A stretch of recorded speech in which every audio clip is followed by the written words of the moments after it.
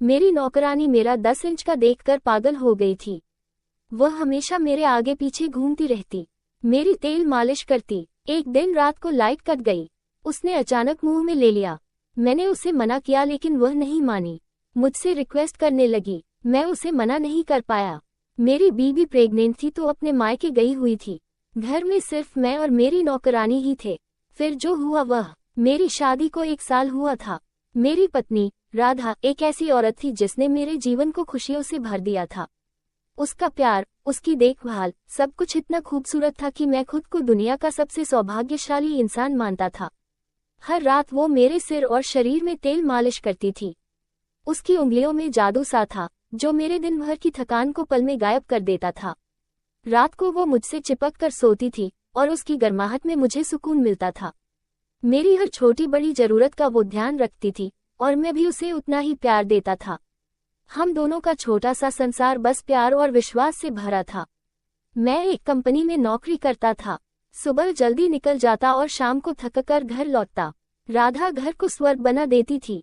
एक दिन उसने मुझे खुशखबरी सुनाई, सुनो, मैं माँ बनने वाली हूँ। उस पल मेरी खुशी का ठिकाना नहीं रहा। मैंने उसे गले लगाया और हम दोनों ने मिलकर भविष्य के सपने बुनने शुरू कर दिए। मैंने उसका और ज्यादा ख्याल रखना शुरू किया, उसकी हर छोटी छोटी इच्छा को पूरा करने की कोशिश करता। लेकिन जैसे जैसे उसकी प्रेगनेंसी बढ़ती गई वैसे वैसे चुनौतियां भी सामने आने लगी। जब डिलीवरी का समय नजदीक आया, हमें एहसास हुआ कि राधा को अकेले घर में छोड़ना मुश्किल हो रहा था। मैं सुबह जॉब पर चला जाता था और दिन भर उसका ध्यान रखने वाला कोई नहीं था। राधा भी परेशान रहने लगी थी। एक रात हम दोनों ने बैठकर इस बारे में बात की।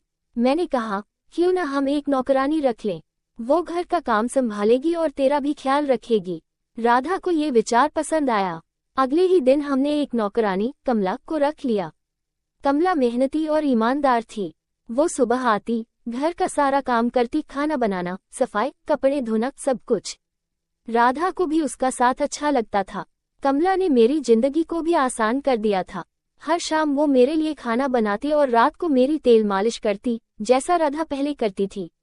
धीरे धीरे घर का माहौल फिर से सुकून भरा हो गया।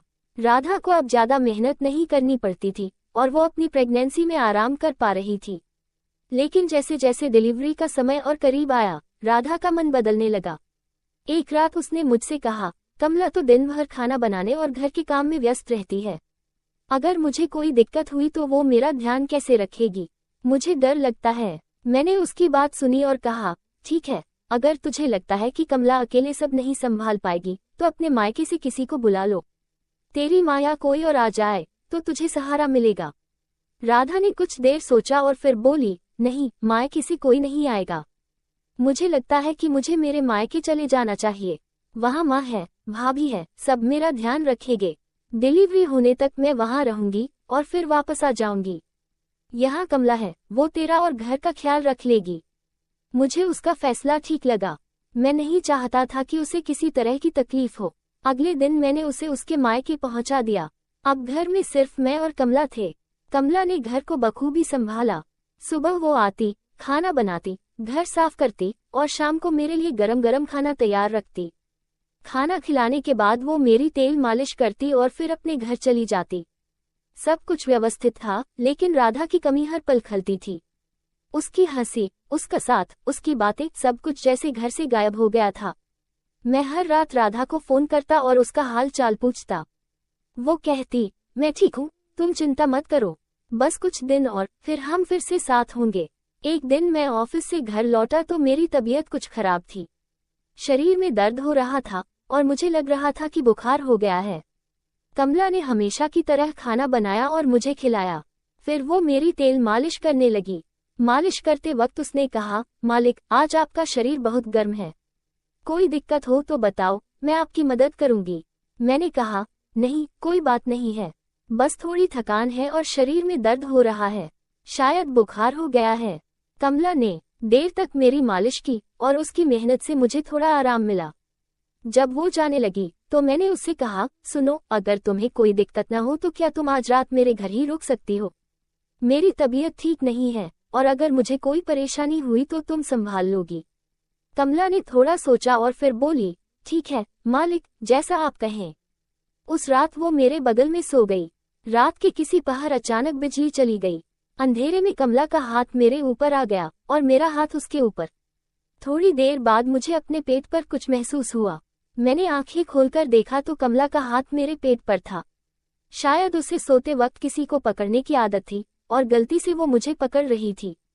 मैंने कुछ नहीं कहा और उसका हाथ हल्के से पकड़ लिया ताकि उसे कोई दिक्कत ना हो और वो आराम से सो सके। हम दोनों ऐसे ही सो गए। सुबह जब मैं उठा तो मैं बिल्कुल ठीक था। कमला ने मेरे लिए नाश्ता बनाया था। मैंने उससे कहा, कमला, तुमने रात को मेरा बहुत अच्छे से ख्याल रखा, इसके लिए धन्यवाद। उसने मुस्कुराते हुए कहा, मालिक, रात को कोई दिक्कत तो नहीं हुई? मैंने जवाब दिया, नहीं, कोई दिक्कत नहीं हुई, तुमने सब कुछ संभाल लिया। वो फिर मुस्कुराए और मेरे लिए खाना बनाने लगी।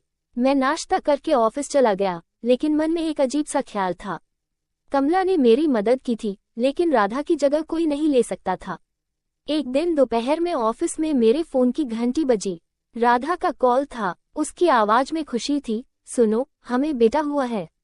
मेरी खुशी का ठिकाना नहीं रहा। मैंने उसे ढेर सारी बधाइयां दी और कहा, मैं जल्दी से तुम्हें और हमारे बेटे को देखने आऊंगा। उस दिन मैं ऑफिस में बमुश्किल ध्यान दे पाया। मेरा मन बस अपने बेटे और राधा के पास था। शाम को जब मैं घर लौटा, कमला ने हमेशा की तरह सब कुछ तैयार कर रखा था। उसने मुझे खाना खिलाया और मेरी तेल मालिश की। जब वो जाने लगी तो मैंने उसे रोककर कहा, कमला, सुनो, तुम्हारी मालकिन को बेटा हुआ है। उसका चेहरा खुशी से चमक उठा। उसने मुझे बधाई दी और कहा, मालिक, ये तो बहुत अच्छी खबर है। मैंने उसे उसकी मेहनत के लिए धन्यवाद दिया और एडवांस में 1 महीने की सैलरी दी। वो पैसे लेकर मुस्कुराते हुए चली गई। कुछ दिनों बाद राधा अपने मायके से हमारे बेटे के साथ घर वापस आ गई। घर फिर से हंसी खुशी से भर गया। हम चारों, मैं, राधा, हमारा बेटा और कमला एक साथ रहने लगे। लेकिन अब हमें कमला की उतनी जरूरत नहीं थी, क्योंकि राधा घर संभाल सकती थी। फिर भी हमने कमला को रख लिया, क्योंकि वो हमारे परिवार का हिस्सा सी बन गई थी। वो घर का सारा काम करती, खाना बनाती और शाम को मेरे और मेरे बेटे की तेल मालिश करती। हमारे नन्हे बेटे को उसकी मालिश बहुत पसंद थी और वो उसके हाथों में हंसता खिलखिलाता था। घर में अब एक नया रंग था। राधा की मुस्कान, हमारे बेटे की किलकारी और कमला की मेहनत ने हमारी जिंदगी को और खूबसूरत बना दिया। हम खुशी खुशी अपना जीवन बिताने लगे और हर दिन एक नई उम्मीद और प्यार से भरा होता था।